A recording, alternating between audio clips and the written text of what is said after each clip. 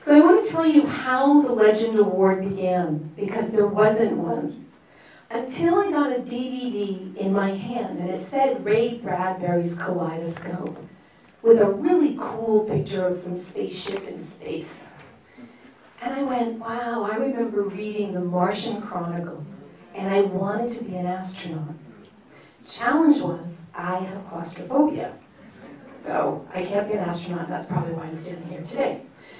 So whenever I do something new that I kind of go through my board, and I said, hey, I said, something came across, and there's this, I didn't say who it was.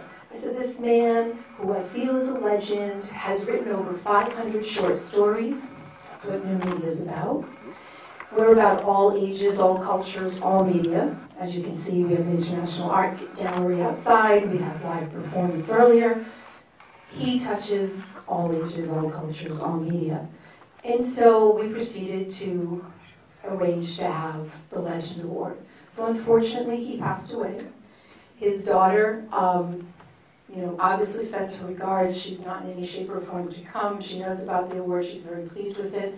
This is the award. I'll welcome our special guest after we see a clip. Thank you.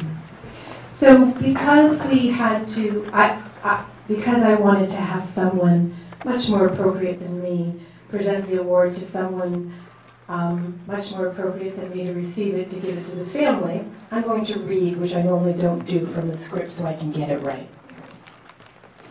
Through a dear friend, Brenda Feldman, who owns a PR agency, and I love her to pieces, she helped me get this fabulous man who's going to tell you this, who's going to be receiving the award. So Duncan Rouleau, creator and writer of many graphic novels and producer and creator of Ben 10, the most successful superhero launch of the past decade with 3 billions, yes, Carl Sagan, billions, billions, billions, $3 billion of merchandise sales, and also writer and executive producer of Marvel's Ultimate Spider-Man on Disney XD, will present the Legend Award. Please come on up, give him a big round of applause. What an incredible man, and what an incredible message, too. When I was asked to do this, I did an awful lot of thinking about what could I say that he hadn't already said himself.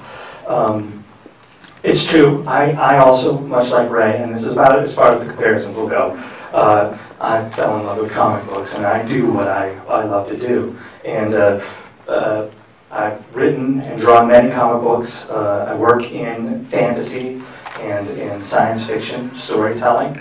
But ultimately, the truth of any of the success of those things has everything to do with character and with true connection and with true communication. And this is what Ray was a master at. He was a master at communication.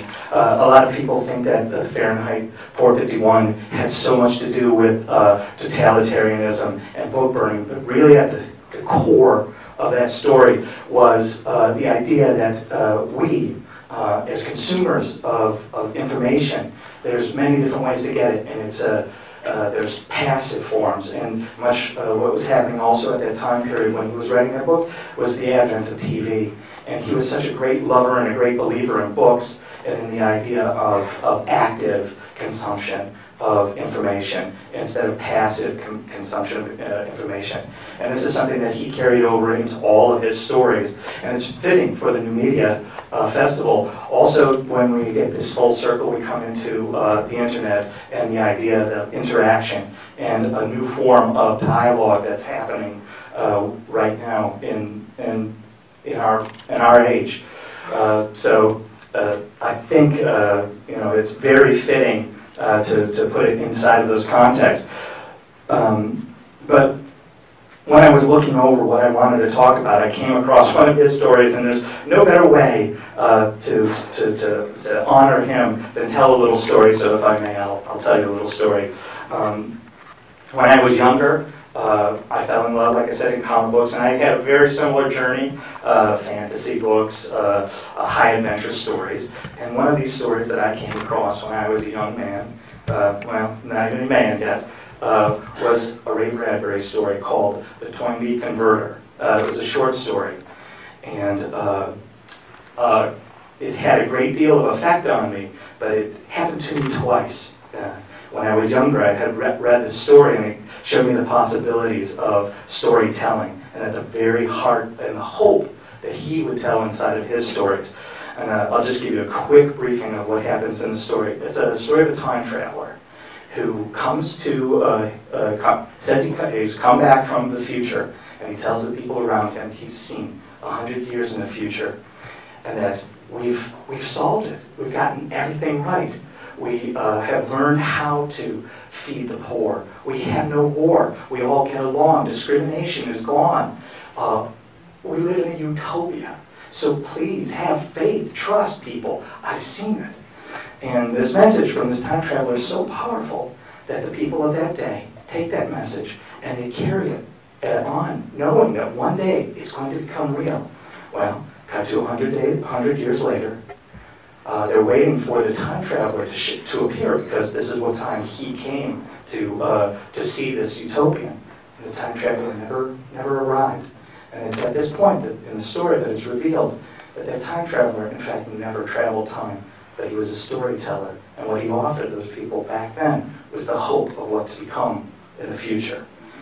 And it's such a beautiful story. And I know at that time, it didn't resonate all of the themes and everything, but what it did give me is it gave me, like he was talking about, it gave me a sense of purpose and that I carry to this day.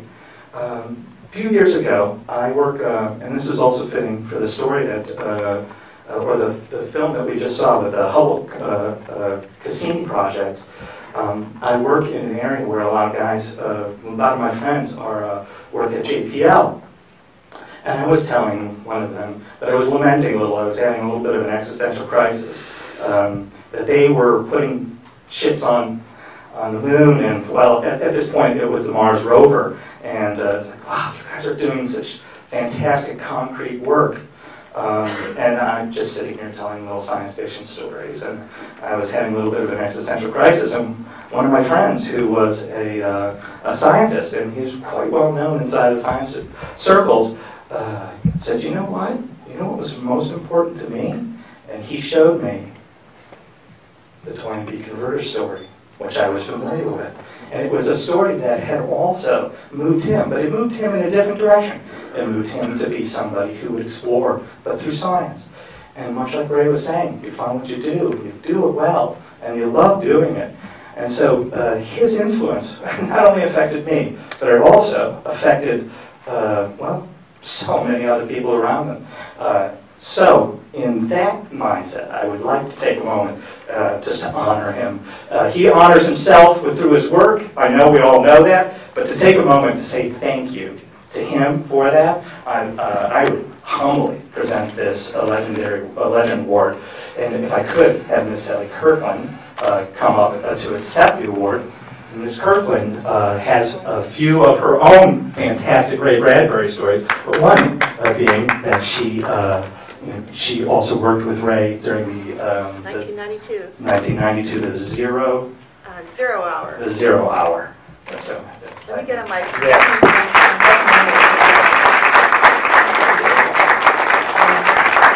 I just want to say, I was so touched to be asked to be part of this, Ray, wherever you are, moment. But my very first film audition, movie for Hollywood, was 1966, and David O. Selznick brought me by the hand to Francois Truffaut to be seen for Fahrenheit 451. And I lost to Julie Christie, as you probably figured out. But that was my very first Hollywood movie audition, and it was terrifying. And it was absolutely mind-boggling to have Ray Bradbury, Francois Truffaut, introduced by David O. Selznick. But I got to meet Ray when I went to Canada to star in the 0 Hour, which was on the Ray Bradbury Theatre television. And I was just so, humbled. And I got to tell him, way back when I was 12 in 1953, I read Fahrenheit 451. And then I got to be seen for the movie in 1966, and then I got to meet Ray in 1992 and tell him how much he had touched my life. And Ray, God bless you and your life. God bless your daughters, 4 daughters, 8 granddaughters, and may they receive this with the extraordinary celebration that we give up to you and your work, and how it's inspired, I'm sure, all of us. So be it.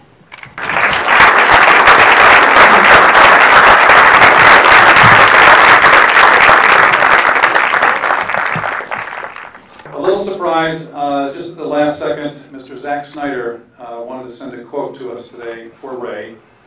And I quote, "The reason Ray Bradbury endured with such relevance and longevity is because he not only used science fiction to create amazing and surreal other worlds, but more importantly, used those stories to shine a light on this one."